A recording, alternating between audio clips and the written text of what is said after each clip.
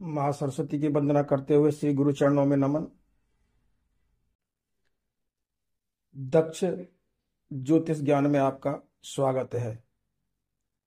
जैसा कि हमारी निरंतर क्लासें चल रही हैं, उसी श्रृंखला में आज की क्लास प्रारंभ करते हैं। आज का हमारा विषय है धन कुबेरपति योग, यानी कि हमारी कुंडली के अंदर जो आज हम योगों के बारे में चर्चा करेंगे, वो यदि योग हैं तो हम क्या है कि कुबेर के समान धन हमारे पास होता है, कुबेर के समान ऐश्वर्य होता है हमारे पास में। तो आज उन योगों के बारे में हम बात करेंगे। तो दोस्तों, एक चीज आप ये देख लीजिए कि ईश्वर की जो बनाई हुई हमारी जो सृष्टि है, ईश्वर की जो बनाई हुई सृष्टि में दुख लाभ सुख हानि यश अपयश ये हमें प्राप्त होते रहते हैं। इस संसार में कर्म की सत्ता को ही प्रधान माना गया है, और जो हमारे पूर्व जन्म में जन्म के कर्मों के आधार पर ही हमें इस संसार में सुख दुख यश अपयश प्राप्त होता है।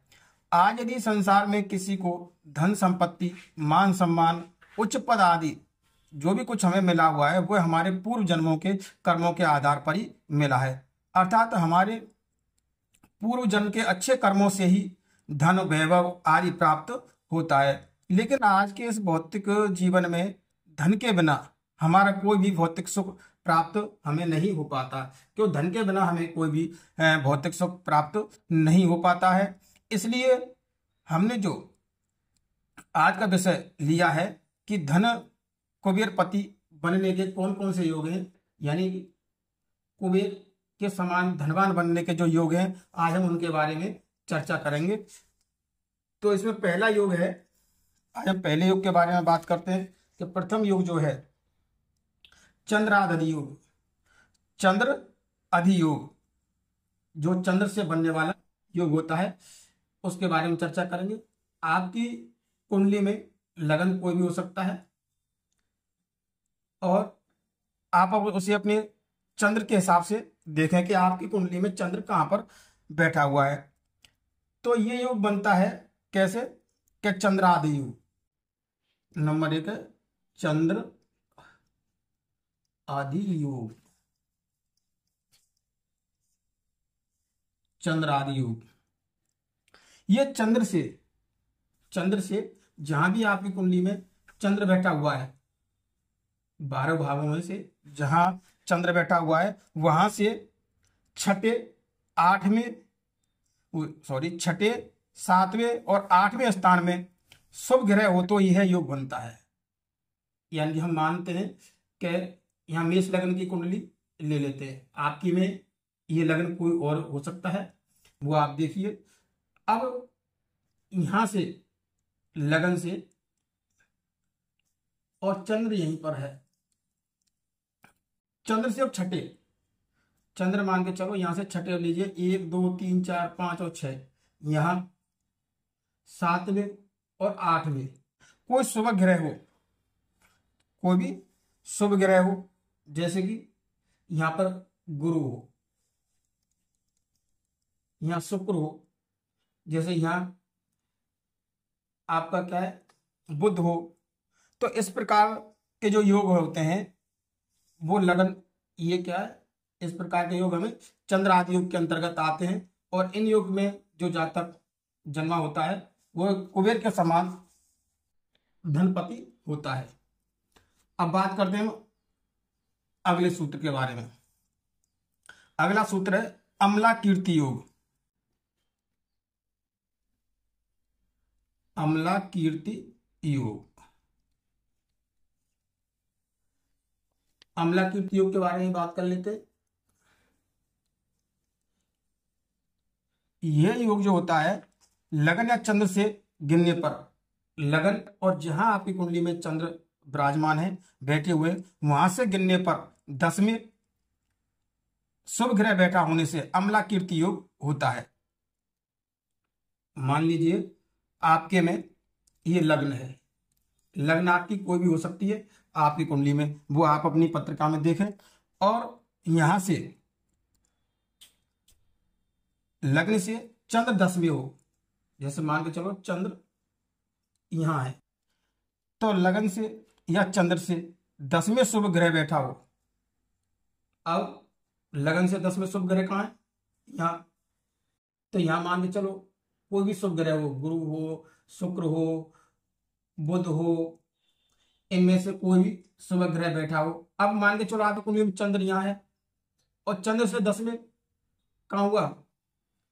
1 2 3 4 5 6 7 8 9 10, यहाँ पे भी कोई शुभ ग्रह हो तो भी अम्ला कीर्ति योग होता है। इस योग में जो जातक जन्म लेता है या किसी कुंडली में ये योग बना हुआ है, वो लक्ष्मीपति के समान यानी कुबेर के समान लक्ष्मीपति होता है। उसे बेशुमार धन मिलता है, बेशुमार कीर्ति मिलती है, प्रसिद्धि मिलती है और दानवान होता है, सात्विक होता है और परोपकारी ऐसा मानव होता है जिनकी कुंडली में ये योग बना होता है। अब बात करते हैं अगले योग के बारे में।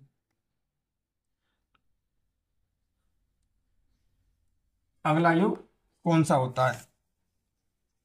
अगले योग के बारे में बात कर लेते हैं। गज केसरी योग। नंबर 3 है गज केसरी योग। गज केसरी योग, ये योग चंद्रमा से बनता है। किससे बनता है? चंद्रमा से। जब चंद्रमा और बृहस्पति एक दूसरे से केंद्र में हो तो आज तो क्या होता है? गज केसरी योग होता है। चंद्रमा और बृहस्पति लगन से केंद्र में हो तो ये योग बनता है। अब उदाहरण के लिए हम ले लेते हैं मेष लग्न की कुंडली बना लेते हैं। आपकी में ये लग्न कोई और हो सकता है। अब यहां से 1 2 3 और 4 ये केंद्र है। 1 2 3 और 4 यानी कि प्रथम, चतुर्थ, सप्तम और 10वां भाव, ये चारों केंद्र भाव है। इनमें चंद्र को हम यहां ले लेते हैं, जैसे चंद्र और गुरु की युति इस भाव में हम ले लेते हैं। उदाहरण के लिए आपके में इन चारों में से कहीं भी हो सकते हैं। इन योगों में ये जो चारों घर हैं कहीं भी आपके हो सकते हैं। ये आप अपनी कुंडली में देखिए तो जिनके ये योग बना हुआ है तो वो जातक क्या होता है? कुबेर के समान धनपति होता है। और यहां पर हम एक चीज देखेंगे कि कर्क राशि का चंद्र स्वग्रही है। अब यहां जो बैठा है कर्क राशि का स्वग्रही है और गुरु उच्च राशि में है। तो ये योग जब जातक की दशा अंतर्दशा आएगी तब इस योग में उसे अवश्य ही धन का लाभ होगा।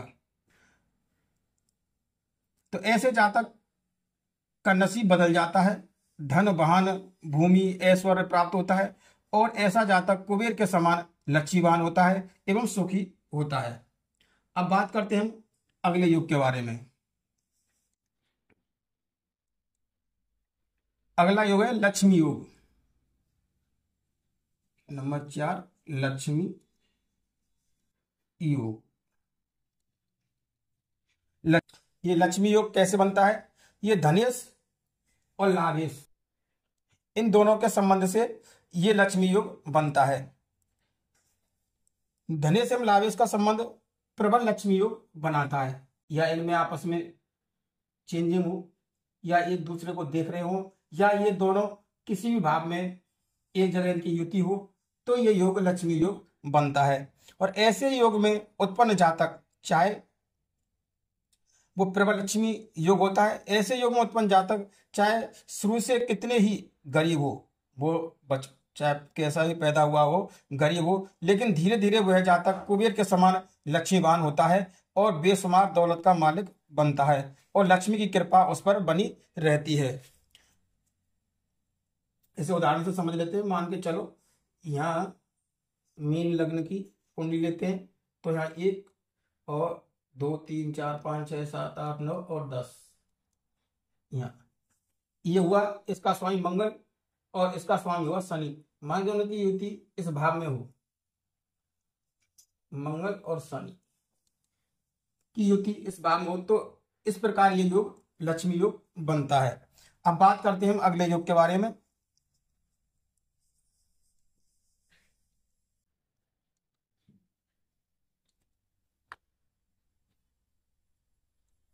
अगला योग है 5 नंबर सुनफा योग।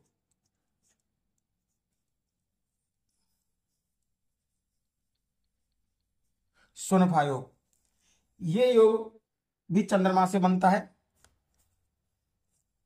तो चंद्रमा से कोई भी ग्रह द्वितीय स्थान में हो, चंद्रमा से कोई भी ग्रह द्वितीय स्थान में हो लेकिन 12वें स्थान में कोई ग्रह ना हो तो सुनफा योग होता है। अब इसे यहां ऐसे समझते हैं कि चंद्रमा से मान के चलिए आपकी कुंडली में चंद्रमा यहां विराजमान है और इसके द्वितीय स्थान में यहां पर, यहां मान चलो कोई ग्रह द्वितीय स्थान में बुध है और 12वें स्थान में कोई ग्रह नहीं होना चाहिए, यहां पर कोई भी ग्रह नहीं होना चाहिए, तब ये योग बनता है। तो इस योग को हम क्या कहते हैं? सुनफा योग। ऐसे योग में प्रबल लक्ष्मी देने वाला माना गया है ये योग प्रबल लक्ष्मी देने वाला माना गया है। अब बात करते हैं अगले योग के बारे में।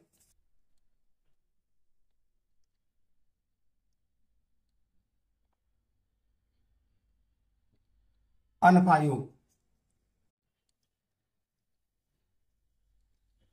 अनफा योग, ये योग भी चंद्र से बनता है। आपका लगन चाहे यहां कोई भी हो सकता है, चंद्र आपकी कुंडली में कहीं भी बैठा हो सकता है इन्हीं भावों में से।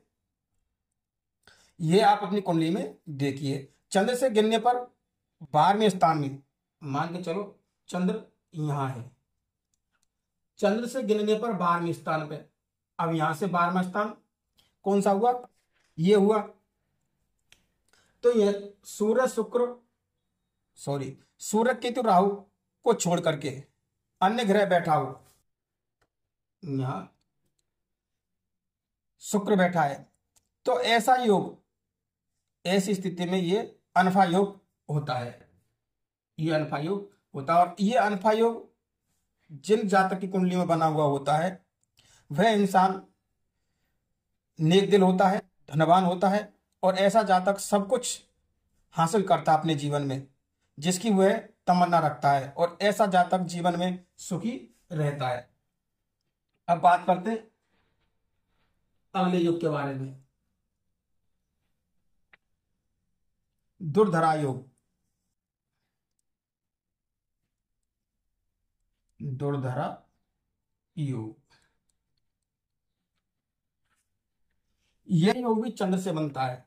कुंडली में चंद्र से यह योग बनता है और चंद्र से दूसरे एवं 12वें स्थान में, मान के चलिए चंद्र आपका यहां है, यहां दूसरे और 12वें स्थान में सूर्य राहु के अलावा कोई भी ग्रह हो तो दुर्धरा योग होता है। अब सूर्य राहु और केतु के अलावा कोई भी ग्रह हो, मान के चलिए यहां पर शुक्र है और यहां शनि है, तो ऐसे यदि आपकी कुंडली में योग है तो वो योग दुर्धरा योग होता है।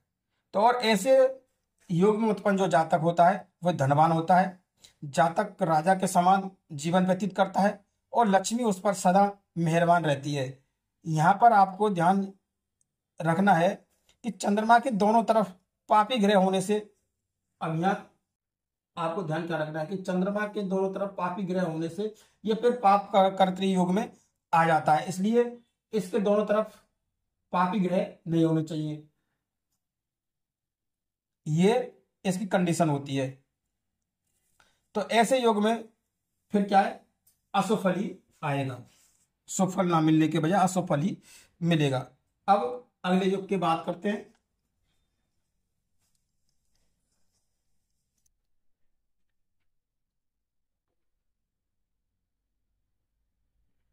कुबेर योग। 6